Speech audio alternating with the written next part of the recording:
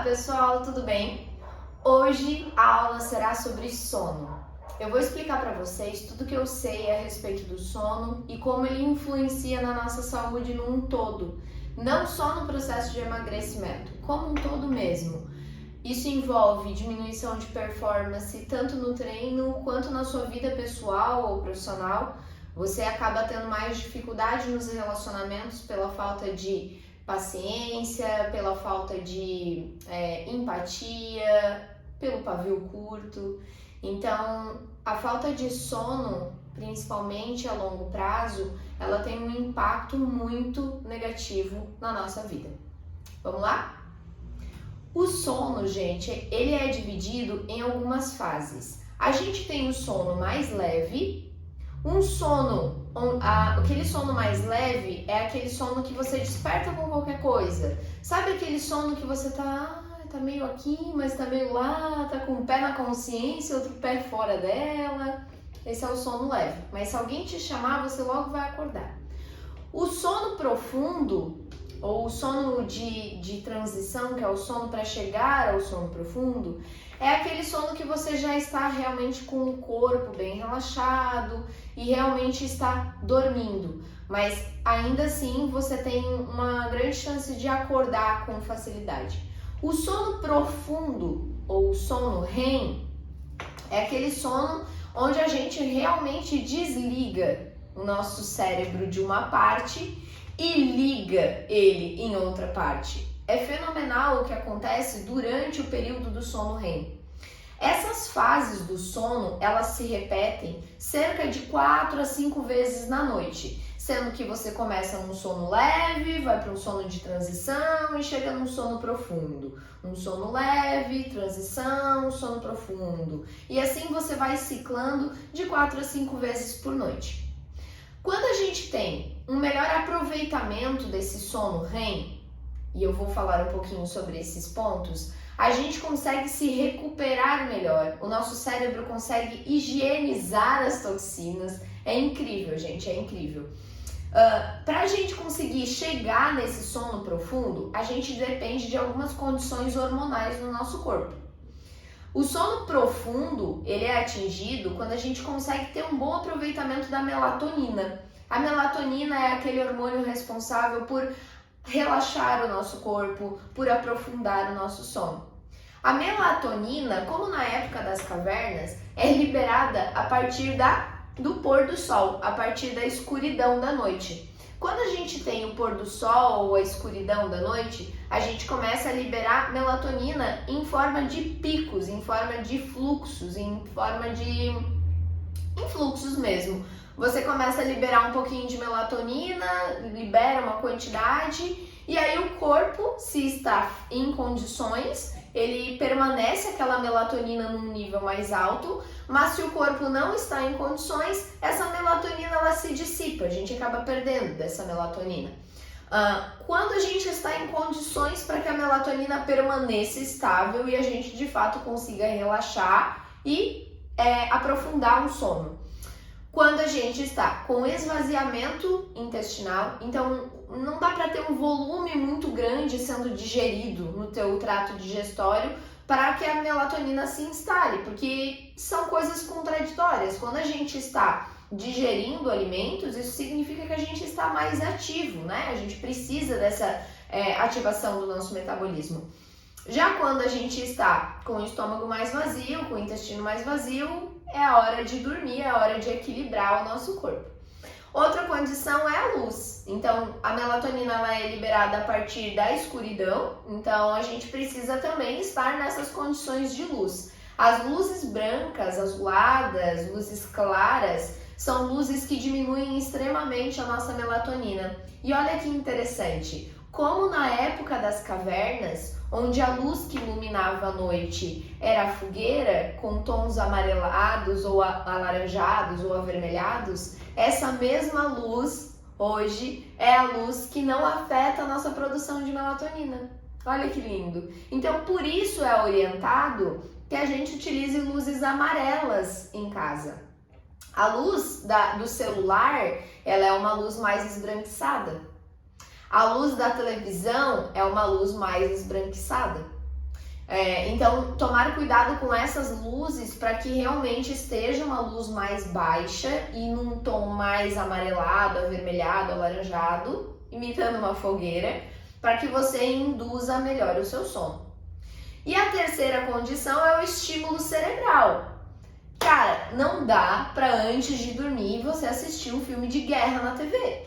Você precisa colocar algo calmo. Se for assistir TV, tem que ser algo assim muito, muito bobinho. Uma coisinha de comédia, um romance meio chato, um drama meio chato. Se for para assistir uma coisa na TV antes de dormir para pegar no sono, que seja uma coisa mais chata mesmo. Ou então, estimular esse sono, induzir esse sono pela leitura. A leitura, ela ativa alguns mecanismos no nosso cérebro que facilitam esse relaxamento neural, para que essa melatonina consiga funcionar de uma maneira eficiente. Então, veja só, alguns pontos que a gente pode observar para melhorar essa qualidade de sono. Com a melatonina, com todas essas condições alinhadas, a melatonina então consegue funcionar e se manter estável e alta no nosso corpo. Qual que é a maior prevalência de sono induzido profundo, sono REM, no corpo humano?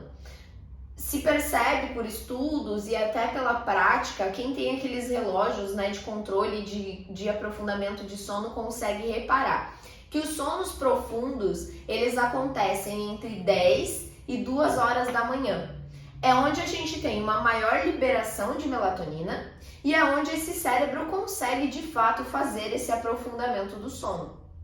Quando a gente dorme, a gente tem um determinado tempo de sono também, né? Esse sono, ele deve ser para adultos, crianças, adolescentes, idosos têm necessidades diferentes. Adultos precisam dormir entre 7 e 9 horas. Se você estiver precisando de mais de 9 horas, tem alguma coisa errada. Mas entre 7 e 9 horas é uma necessidade que a gente precisa atingir. Quando a gente dorme inferior a 7 horas, a gente começa a dever sono. E aí, em algum momento, isso vai se acumular e você vai se sentir mais cansado. Quando a gente tem essa quantidade apropriada de horas, mas fora daquele horário que eu falei para vocês, entre 10 e 2 horas da manhã, a gente observa que a recuperação desse sono não fica tão eficiente. Então, disso que eu retrato, por exemplo, isso é um exemplo de quando a pessoa dorme 10, 11 horas, porém dorme fora daquela faixa de horário, das 10 às 2 da manhã. Por exemplo, a pessoa foi pra balada, chegou em casa 3 da manhã, foi dormir e dormiu até 2 horas da tarde. Ou seja, a pessoa dormiu 12 horas. Aí você troca uma ideia com ela e veja se ela está se sentindo revigorada depois de ter dormido 12 horas de sono, mesmo que depois da balada, mesmo que dormindo toda essa quantidade de horas. Muito provavelmente não. Muito provavelmente essa pessoa ainda vai estar se sentindo cansada, porque a qualidade do sono não é a mesma fora daqueles horários. E nem precisa ser tão extremista assim para perceber essa diferença. Quem vai dormir, por exemplo, meia-noite e acorda às 8, também já sente essa diferença. Quem vai dormir entre 1 da manhã e acorda às 9, também sente essa diferença. A qualidade de sono não é a mesma. Então, embora sempre foi falado, né, na literatura, na internet, em todos os lugares, sempre foi falado que o mais importante para uma boa qualidade de sono seja a quantidade de horas dormidas, na verdade não é só isso. Na verdade, uma boa qualidade de sono é a quantidade de horas dormidas, mas qual é a condição que o corpo estava naquele momento onde o sono aconteceu. Outro ponto muito importante, quando a gente não tem nutrientes suficientes durante esse período de sono profundo, o que precisaria ser recuperado ali no seu corpo, muito provavelmente não será. Eu gosto muito de utilizar o exemplo, analogia dos faxineiros. Os faxineiros, quando entram numa cozinha para fazer a limpeza de uma cozinha, eles precisam de instrumentos, eles precisam de produtos químicos, eles precisam de uma bucha, de uma vassoura, de uma escova, eles precisam de alguns produtos para fazer essa faxina. Primeira coisa, essa cozinha, para fazer a limpeza, ela não pode estar em funcionamento.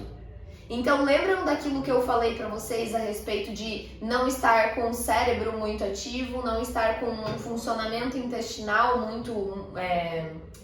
muito elevado e ter essas condições apropriadas para dormir? Então, a cozinha ela não pode estar em funcionamento.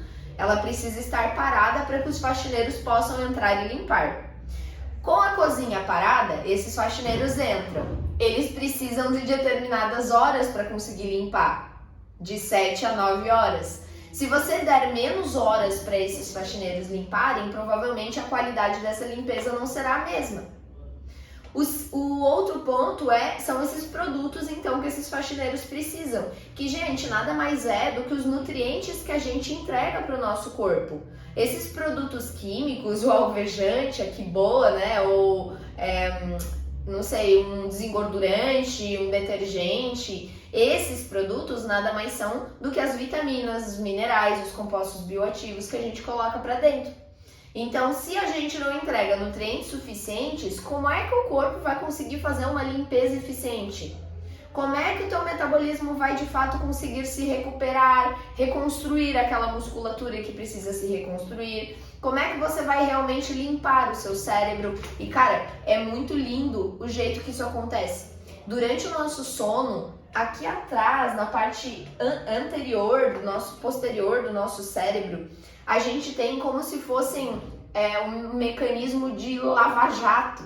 É como se fosse realmente um líquido que tem dentro do nosso cérebro que é liberado no período do sono REM para lavar o nosso cérebro. Gente, olha que bizarro isso. Esse mecanismo ele existe, ele foi comprovado pelos cientistas. E essa limpeza, ela acontece como se fosse uma máquina de lavar. Vai passando aquela água assim, vai jorrando uma água no cérebro e vai limpando todas as impurezas que tem dentro do nosso cérebro, porque muitas toxinas vão se armazenando durante o dia. Pela fumaça, pela poluição do ar, pelo contato com o plástico. Quando a gente entra em contato com superfícies, a gente entra em contato com produtos químicos. Quando a gente vai lavar uma louça, vai fazer uma faxina na nossa casa, entra em contato com produtos químicos. Quando a gente come alimentos que tem um corante, aromatizante, quando a gente usa adoçante no nosso dia a dia, quando a gente... infinitas coisas, infinitas toxinas que se armazenam no nosso corpo, e a gente depende de uma boa limpeza, de uma boa qualidade de sono para que esses faxineiros entram e isso fique bem feito. E por isso a qualidade de sono é tão importante. Porque se você acorda no outro dia e você não dormiu muito bem, o seu corpo ele tá sujo, tem toxina armazenada. Você vai ter mais inflamação, você vai se sentir mais fadigado, você vai ter névoa mental, você vai ter dificuldade de processar pensamentos, memorizar coisas, você vai ter dificuldade de aprendizado, de entender as situações, de ter paciência, de levar em consideração o que o outro pensa, o que o outro sente. Você vai estar com o pavio mais curto. Dormir mal é como se fosse uma queimadura de pele. A queimadura de pele, qualquer coisa que tu encosta, pá, dói. É mais ou menos isso que acontece quando a gente tem uma má qualidade de sono ou horas de sono que estão faltando, que você está devendo ali para o seu corpo. Você se sente mais explosivo, qualquer motivo é suficiente para você se sentir irritado, estressado, explodir.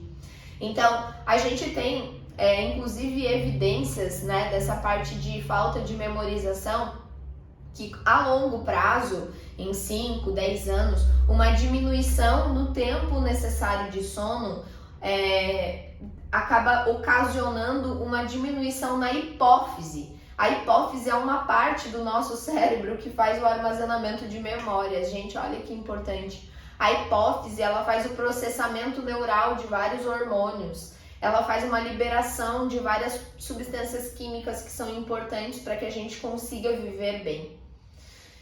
Quando a gente tem uma queda nessa qualidade de sono ou uma quantidade de horas insuficientes, a gente tem uma diminuição do tamanho do cérebro. E cara, não existe pessoas noturnas. a gente não enxerga na noite, a gente precisa de luz para viver, então não somos seres noturnos. Não me venha com esse papo de que você é mais ativo à noite, porque provavelmente tem um dedo seu nisso. Provavelmente tem algumas coisas no seu estilo de vida, na sua rotina de vida, que afetam a sua qualidade hormonal e que fazem com que durante a noite, que seria o horário que você deveria estar se descansando, você se sente mais ativo, mais agitado. Vamos falar sobre a higiene do sono? E aí vocês tentam identificar quais são os pontos que estão faltando aí. Vamos lá? O primeiro passo da higiene do sono é a gente abrir a janela quando acordar. Você está deitado dormindo, você despertou, seja com o despertador ou sem, e quando você levanta, a primeira coisa que você deveria fazer é abrir a janela e entrar em contato com a incidência da luz do dia. Mesmo que esteja nublado, a luz de fora, a luz natural, ela é muito mais potente, muito superior às luzes artificiais. As luzes artificiais, elas têm cerca de 500, 800 lux, uma lâmpada boa. Tem cerca dessa quantidade de lux, que é essa potência de luz que a gente entra, a gente tem em contato com os nossos olhos. A luz externa, ela chega a ter 1000, 2000, 3000, 5000 num dia ensolarado, lux. É o que faz com que a gente entenda, olha só, presta atenção no que eu vou falar. Atrás do nosso olho, a gente tem células, que dentro dessas células tem genes que se chamam gene clock. Gene clock de relógio mesmo. Ele é o nosso relógio biológico. A gente trabalha com ciclos de 24 horas e com a regulação desse relógio, desse gene clock, é que a gente começa o nosso ciclo de 24 horas. Quando a gente entra em contato com a primeira faixa de luz, com a primeira incidência de luz, luz natural, a gente começa a contar o nosso relógio biológico. Então, aquelas pessoas que começam um dia, de repente sai de casa ainda é noite, aí chega no trabalho, é ambiente fechado, aí sai do trabalho, sei lá, meio-dia, é como se o teu cérebro entendesse que o dia começou meio-dia.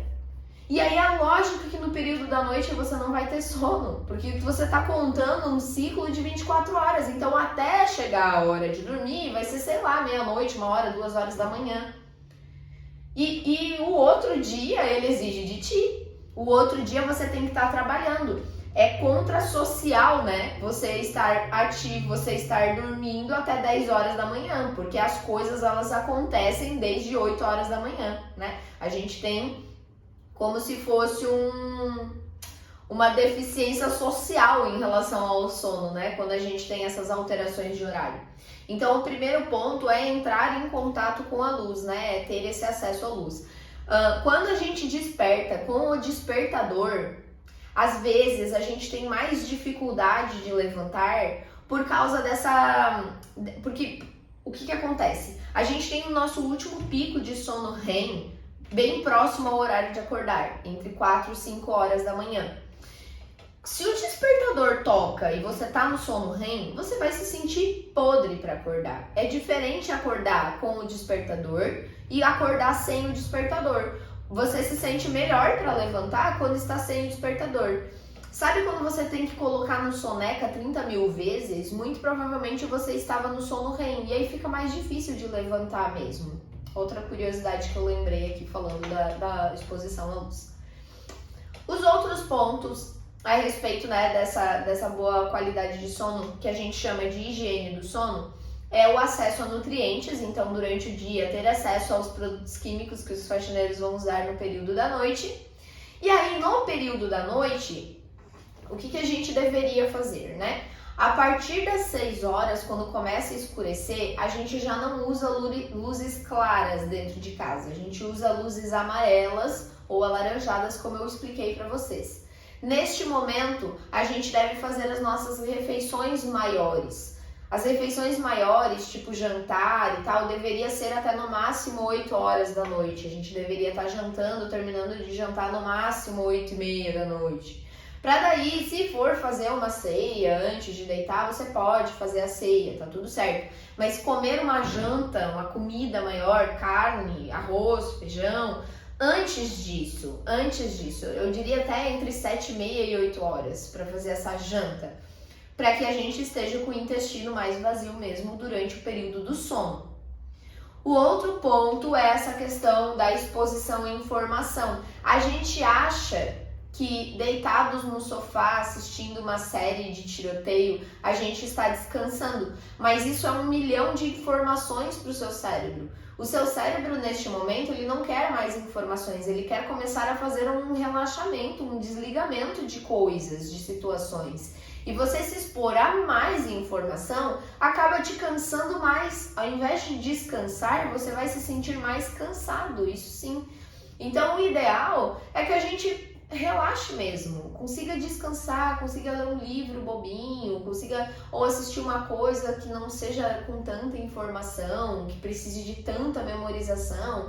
Vocês não fazem ideia da quantidade de processamento neural que tem que ser feito para conseguir assistir uma série sequencial onde tem um episódio ligado ao outro. Porque a gente tem que ficar lembrando do que aconteceu nos outros episódios, por exemplo. Então o ideal é assistir coisas desligadas, desconectadas, realmente que é para relaxar o corpo, se for o cérebro, se for para assistir alguma coisa. Se não, cara, faz alguma outra coisa que seja mais relaxante, que seja sentar fora de casa e ver as estrelas, que seja ler um livro, que seja ficar só conversando com as pessoas da tua família. Ficar rolando feed é 1 milhão de informação.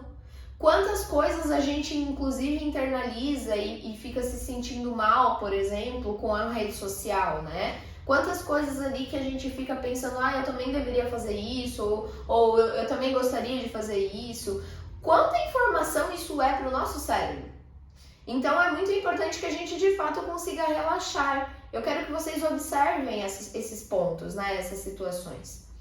Outra coisa, vocês já sentiram a situação de ir deitar, você está com o cérebro cansado, mas não consegue dormir? Tipo, parece que o corpo tá ativo ainda. Vai deitar, você tá cansado, mas aí lembra que tem que fazer mais outra coisa, aí que tem que limpar não sei o que, aí que tem que fazer mais não sei o que.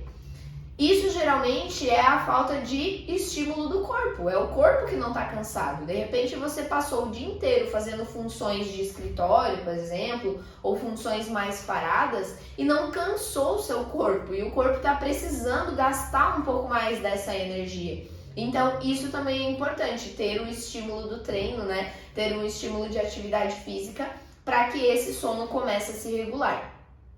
Sobre atividade física, o ideal seria que fizéssemos as atividades físicas em até no máximo 6 horas da tarde. Esse seria o ideal. Porque durante o exercício físico, a gente tem liberação hormonal de cortisol. Lembram do cortisol? O cortisol que é aquele nosso hormônio que nos faz nos acordar, que nos faz nos movimentar, que nos faz tornar-nos ativos, tá? Como não, muitas vezes, né, não é o caso, vão treinar às 9, vão treinar às 10, né?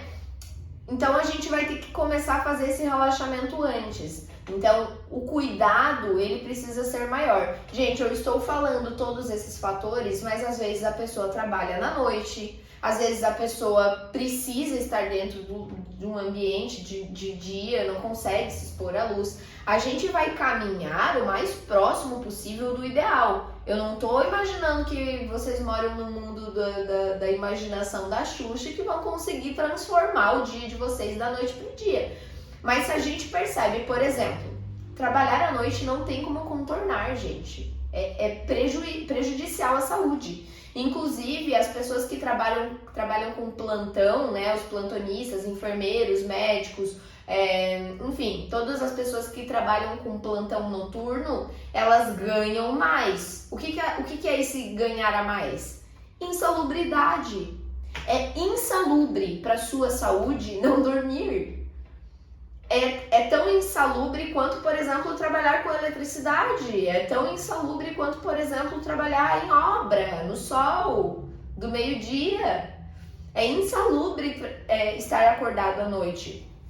E aí, se você hoje está nessa condição de ter que trabalhar à noite, porque é um emprego bom, eu iria te sugerir de tentar se movimentar disso. Se hoje não é possível sair desse emprego, trabalhar para que em algum momento você possa encontrar uma situação que seja saudável para você.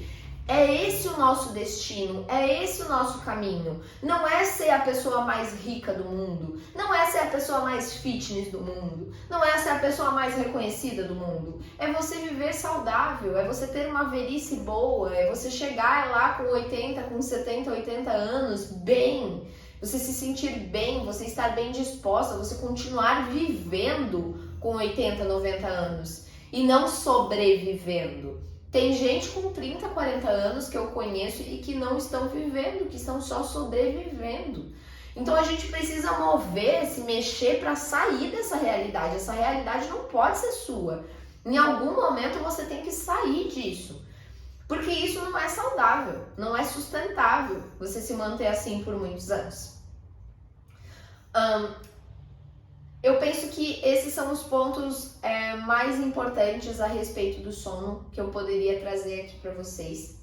Eu acho importante que vocês reflitam sobre isso, não quero ninguém bravo comigo por causa desses pontos que eu trouxe para vocês, mas eu acho muito importante que vocês reflitam sobre isso, tá? Não somos seres noturnos, somos seres diurnos e precisamos dormir de 7 a 9 horas da noite. Inclusive atletas ou pessoas fisicamente ativas e bastante ativas, quem faz 2 treinos aí no dia, né? Quem tá treinando mais do que uma vez ao dia, precisa de mais do que 7 horas.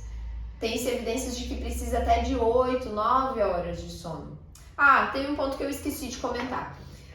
Quando a gente dorme depois do almoço, faz aquela cesteadinha depois do almoço, a gente soma essa quantidade de horas com o sono noturno, tá? É lindo, mas dá pra fazer realmente essa soma. Se você durante a noite consegue dormir só 6 horas, porque de manhã começa muito cedo o seu trabalho, por exemplo, mas você tem essa disponibilidade de dormir depois do almoço, pode ser. A quantidade adequada de soninho depois do almoço é de no máximo 1 hora. Não se deve dormir muito mais do que isso, porque senão vai influenciar no seu sono noturno. Então até 2 horas da tarde, 3 no máximo, acho que 3 fica até demais, entre 2 horas da tarde.